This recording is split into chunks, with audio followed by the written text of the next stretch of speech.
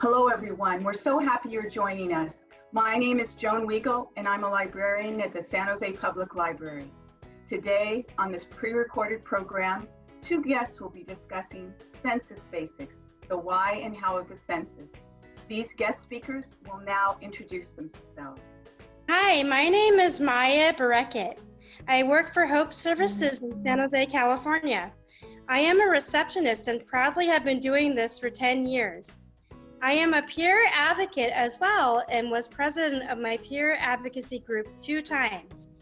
I have attended many advocacy events in Sacramento and even one in San Francisco as well. I have also been an advocate for talking to legislators as well at the Capitol for many years. I am an individual served by San Andreas Regional Center and successfully served on the board of directors for 6 years and was secretary for 2 years and vice president for 1 year. I really enjoy advocating for others. I am currently the co-chair of the Santa Clara County Voting Accessibility Advisory Committee, which has helped teach me how important it is for others with special needs like me to get out and vote. One of my favorite hobbies is singing. I love to sing and have in the past been part of music performances through Hope Services under the wonderful leadership of a college music teacher. I'm part of this workshop today because I believe people with disabilities should understand what the census is and why it is important for the services they receive. Hi everyone, my name is Jennifer Lucas and I work for the California State Council on Developmental Disabilities. The State Council is established in state and federal law as an independent agency to ensure that people with intellectual and developmental disabilities and their families get the services and supports they need.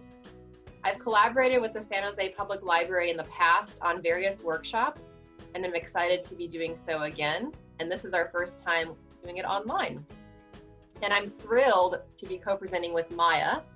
And as Maya said, to share with you all why the census is so important. Let's dive in. What exactly is the census? The census is a complete count of every person living in the United States, regardless of their age or citizenship status. It is a mandatory part of the U.S. Constitution. And how often does it happen? The census only happens once every 10 years. The first census happened in 1790, which was 230 years ago. Back then, U.S. Marshals on horseback went door to door to get an accurate count. And at that time, the population of the United States was around 39 million people. That's about the same number of people who live in Los Angeles today. Because the census is only every 10 years, the next census won't happen again until 2030. So making sure everyone is counted now is really important. Why is the census important? There are 3 big reasons why the census is important. The first reason is that it affects the money that each state gets for different services. An accurate count of each person helps communities respond to natural disasters and get funding for hospitals and fire departments. It affects how much money goes to services like Medi-Cal, special education, transportation Section 8 housing, crime victim assistance, supportive employment services, and so much more. The second reason is it determines each state's representation in Congress. Congress makes laws that help Americans. The more people that are counted in a state, the more representation that state can have in Congress. That's powerful. The third reason is it's the law. So how do you complete the census? There are 4 ways that you can complete the census. First, you can do it online by visiting 2020census.gov. This is the first year it's being offered online. And a safety tip is, if the website you're visiting does not end in .gov, then it's not a real census website. The second way to complete it is by mail. Paper census questionnaires were sent out in April to anyone who hadn't completed it online already. The third way to complete it is by phone. All you need to do is call 1-844-330-2020. And to access language support and learn more about the different ways you can respond, you can also visit the 2020census.gov website. The last way to complete it is in person if a census worker visits you. Only one census per household needs to be completed, as long as it counts everybody living there. What kinds of questions are on the census, and how long does it take to complete? Well, there are only 9 questions on the 2020 census, and they include questions about your age, sex, Hispanic origin, race, relationship with others in your household, and home ownership status. It only takes about 10 to 15 minutes to complete. What happens if you don't complete the census? Households who haven't completed the census questionnaire may be called or visited by a representative from the U.S. Census Bureau. And remember, if you or other people you live with aren't counted, then those critical services Maya mentioned earlier don't get the right amount of funding. What about confidentiality and safety?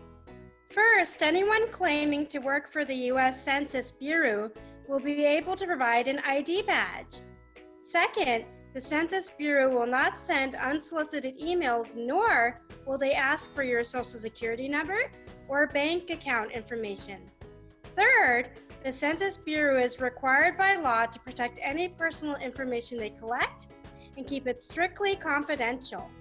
They can only use your answers to produce statistics, numbers, that determines funding of those previously mentioned services. In fact, every Census Bureau employee takes an oath to protect their personal information for life. Your information cannot even be shared with law enforcement. And remember, if you visit the census website, it will always have .gov at the end. Is there anything else people should know? Yes.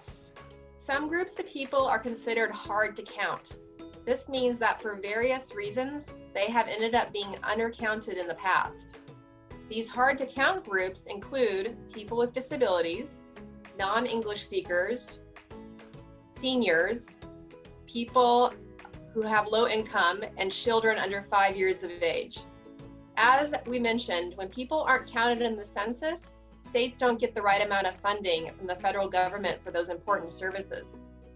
For example, each year, California receives about $2,000 for each person who was counted in the last census. If you multiply $2,000 by 10 years, because the census is only done every 10 years, you get $20,000 per person for that 10-year period. So if one person is missed, then California loses $20,000 of federal funding. The last census missed at least 1.5 million people in California. So our state missed out on billions of federal dollars, and that means important services like health care, education, transportation, and housing didn't receive the money they needed. So, make sure you are counted! Thank you for joining the San Jose Public Library. We hope you've enjoyed the program. Please take a few minutes to fill out our program survey. I invite you to visit sjpl.org/virtual programs for a complete list of upcoming virtual programs. Also, don't forget to follow at San Jose Library on Facebook and sign up for our newsletter at sjpl.org/e-newsletter to stay informed of all things SJPL. And if you need more information about the census or need assistance in completing the census, please contact me, Jennifer Lucas, at jennifer.lucas@scdd.ca.gov. Thanks, everyone. Thank you. Thank you.